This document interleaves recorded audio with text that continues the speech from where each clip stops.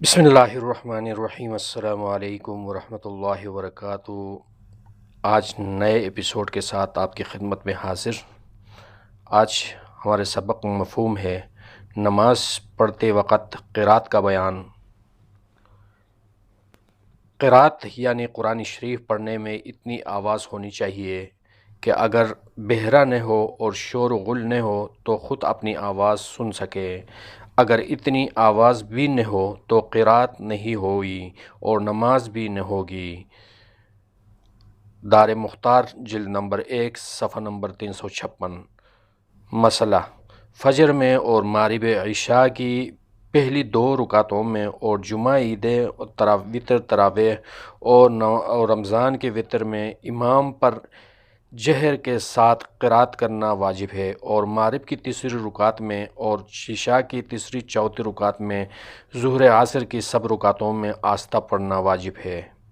مسئلہ: جہر کا معنی یہ ہے کہ اتنی زور سے پڑھے کہ کم سے کم صف میں قریب کے لوگ سن سکیں، اور آہستہ پڑھنے کا معنی ہے کہ کم سے کم خود سن سکیں۔ در مختار جلد نمبر 1 صفحہ نمبر 358۔ مسئلہ: جہری نمازوں میں اکیلے کو اختیار ہے، چاہے زور سے پڑھے چاہے آہستہ، مگر زور سے پڑھنا افضل ہے۔ دار مختار صفحہ 358۔ مسئلہ: قرآن شریف الٹا پڑھنا مکروہ تحریمی ہے، مثلاً یہ کہ پہلی رکعت میں قل ھو اللہ احد اور دوسری ترتیب میں یاد پڑھنا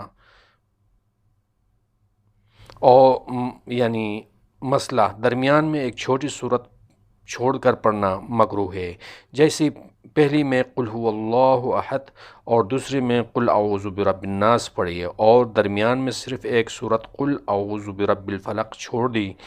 لیکن ہاں، اگر درمیان کی سورت پہلے سے بڑی ہو تو درمیان ایک سورت چھوڑ کر پڑھ سکتا ہے، جیسے والتین کے بعد انا انزلناہ پڑھنے میں حرج نہیں، اور اذا جاء کے بعد قل ھو اللہ احد پڑھنا نہیں چاہیے۔ صدق اللہ العظیم۔ اگلے ایپیسوڈ تک اجازت دیجیے۔ اللہ نگہبان۔